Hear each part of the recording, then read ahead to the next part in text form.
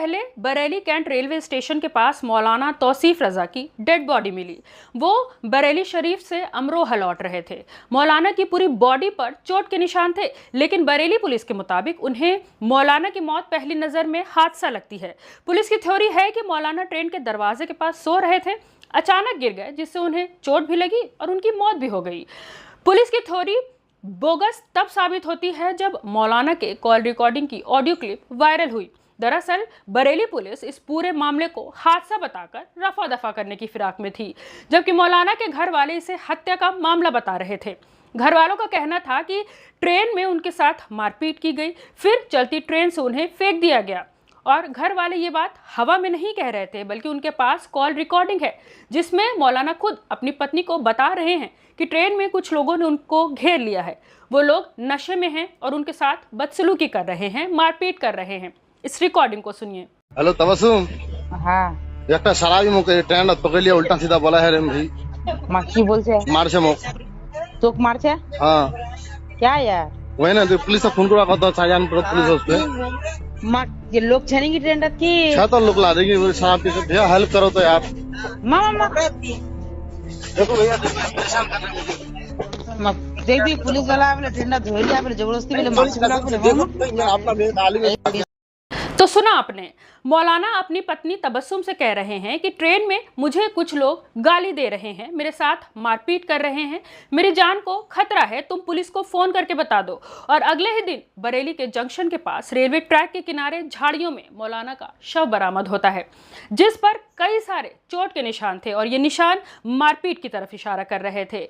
पत्नी का कहना है कि मेरे पति की हत्या की गई, लेकिन बरेली पुलिस इस मामले को दुर्घटना करार दे रही है।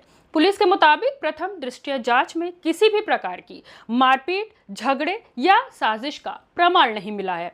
पुलिस का कहना है कि ज्यादा गर्मी होने की वजह से मौलाना ट्रेन की गेट पर बैठ गए थे। नींद की झपकी आने की वजह से वो असंतुलित होकर नीचे गिर गए। गिरने की वजह से सिर, पैर और कमर और चेहरे पर गंभीर चोटें आई हैं, जिससे उनकी मौत हो गई। मौलाना तौसीफ रजा मजहरी की उम्र महज 30 साल थी। किशनगंज के रहने वाले थे और उत्तर प्रदेश के गोरखपुर में इमामत की जिम्मेदारी निभाते थे। बरेली शरीफ के एक उर्स से अमरोहा लौट रहे थे, लेकिन कभी लौट ही नहीं पाए। संदिग्ध हालत में उनकी बॉडी बरामद की गई। इस घटना को 4 से 5 दिन गुजर चुके हैं, लेकिन पुलिस अभी भी छानबीन ही कर रही है, या फिर यूं कहे इस मामले को रफा दफा करने की फिराक में है। लेकिन मौलाना की आखिरी जो ऑडियो क्लिप थी वो वायरल होने के बाद इस मामले ने तूल पकड़ लिया है। सोशल मीडिया पर लोग पुलिस की कार्रवाई पर सवाल उठा रहे हैं। AIMIM के राष्ट्रीय अध्यक्ष असदुद्दीन ओवैसी ने भाजपा और केंद्रीय रेल मंत्री से सवाल पूछा है। वहीं प्रदेश अध्यक्ष अख्तरुल ईमान ने इसे हत्या बताते हुए पूछा है कि क्या मुसलमानों को भारत में रहने का अधिकार नहीं है। ओवैसी ने रेल मंत्री अश्विनी वैष्णव को ट्वीट करके दोषियों के खिलाफ सख्त कार्रवाई करने की अपील की है। उन्होंने कहा कि मुझे उम्मीद है रेल मंत्री अश्विनी यादव ट्रेन में मौलाना तौसीफ रजा की हत्या के लिए जिम्मेदार लोगों के खिलाफ कार्रवाई करेंगे। AIMIM के ऑफिशियल पेज से भी इस मामले में ट्वीट हुआ है, जिसमें लिखा है कि किशनगंज के मौलाना तौसीफ रजा मजहरी साहब के साथ ट्रेन में हुई ये दर्दनाक घटना कानून व्यवस्था पर गंभीर सवाल खड़े करती है। हम मोदी सरकार और रेल मंत्री से मांग करते हैं कि इस मामले को गंभीरता से लिया जाए, निष्पक्ष और उच्च स्तरीय जांच जल्द से जल्द कराई जाए और जो भी दोषी हैं उन्हें सख्त से सख्त सजा दिलाई जाए, ताकि पीड़ित परिवार को इंसाफ मिल सके और भविष्य में ऐसी घटनाएं ना हो। अब देखना यह होगा कि इस मामले को रफा दफा करने वाली पुलिस क्या अब पूरी घटना को गंभीरता से लेगी, क्या पुलिस उन लोगों पर कार्रवाई करेगी जिनके बारे में मौलाना अपनी पत्नी को बता रहे थे, और सबसे अहम सवाल कि आखिर कब तक दाढ़ी, टोपी और कुर्ता देखकर मुसलमानों पर हमले होते रहेंगे। मैं हूं रुबा अंसारी और आप देख रहे थे रिपोर्टर मैडम।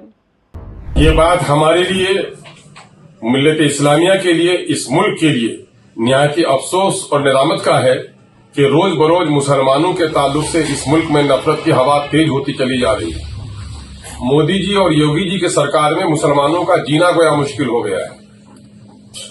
अभी हाल का वाकया है, 26वीं तारीख को ट्रेन नंबर 04314 जो ऋषिकेश से मुजफ्फरपुर के लिए आती है स्पेशल ट्रेन, उस ट्रेन में मौलाना तौसीफ रजा मजहरी साहब जो भोगडाबर बखोटोली ठाकुरगंज जिला किशनगंज के रहने वाले हैं, वो लौट रहे थे। और ट्रेन में गुंडों ने उसके साथ मारपीट की और उसको ट्रेन से धक्का देकर फेंक दिया। लापता हो गए, उनका मोबाइल ऑफ हो गया। तब लोगों को खबर हुई क्या मुसलमानों का ट्रेन से सफर करना भी मुश्किल हो गया है।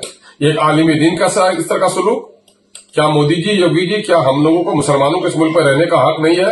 याद रखिए, जिस मुल्क में धर्म ग्रंथों का, धर्म गुरु का और धार्मिक आदर्शों का पालन न हो, उस मुल्क को तबाह होने से कोई नहीं बचा सकता। पिछले दिनों में हमारे अररिया के लगभग 150 से ज्यादा बच्चे जो सफर कर रहे थे, आपने ट्रेन से उसको उतरवा लिया। यही मामला कर्नाटक में पढ़ने जा रहे हैं बच्चे उतरवा रहे हैं। यही मामला है तेलंगाना, बच्चे पढ़ने जा रहे हैं, ट्रेन से उतरवा रहे हैं। आप ट्रेन में बच्चों के नाम से टिकट इशू करते हैं और बच्चों को उतरवा देते हैं। अभी पिछले दिनों में हजरत मौलाना अब्दुल्ला सालिम चतुर्वेदी साहब ने तमसीली गुफ्तगू की थी और एसटीएफ के लोगों ने किस तरह गिरफ्तार किया और किस तरह उनके साथ जुल्म किया। आप लोगों ने एक तरफ जब हम आह भी करते हैं तो हो जाते हैं बदनाम, कोई कत्ल भी करे तो चर्चा नहीं होता। एक आलिम दीन का इस तरह वहशियाना कत्ल किया गया है, हम इसकी मजम्मत करते हैं। हम रेलवे मिनिस्टर से मुतालबा करते हैं कि फौरी तौर पर जीआरपीएफ की पुलिस आपकी कहां थी, गवर्नमेंट रेलवे फोर्स आपकी कहां थी, मामले की तहकीक करवाइए। कौन लोग सफर कर रहे थे, किन लोगों ने इसका सदुपयोग किया है, किन लोगों ने इनको गाड़ी से उठाकर फेंका है, ऐसे लोगों की खबरों की गिरफ्तारी होनी चाहिए।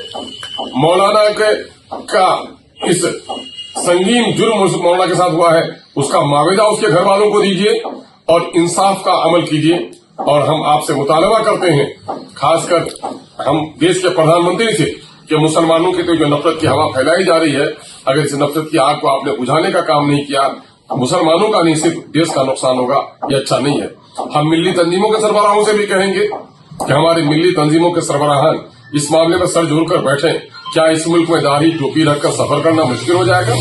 बच्चों का मदरसे में तालीम, दीनी तालीम के हुसूल के रास्ते बंद हो जाएंगे। अगर हमने अपनी चुप्पी नहीं तोड़ी और इसके लिए संघर्ष नहीं किया तो हमारा बड़ा नुकसान होगा। हमारे सदर मोहतरम जनाब बैरिस्टर असदुद्दीन ओवैसी साहब इसकी खबरगिरी हम लोगों से करते रहे हैं। इंशाअल्लाह मैं 1-2 दिन में वहां का दौरा करूंगा।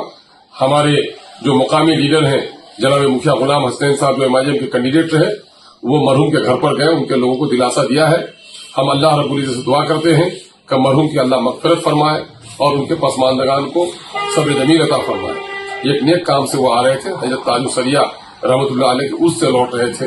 धार्मिक काम में भी जाए आदमी और उसके बावजूद भी अगर इस तरह का सलूक होगा तो यकीनन है कि इस मुल्क के लिए ये अच्छा संकेत नहीं है।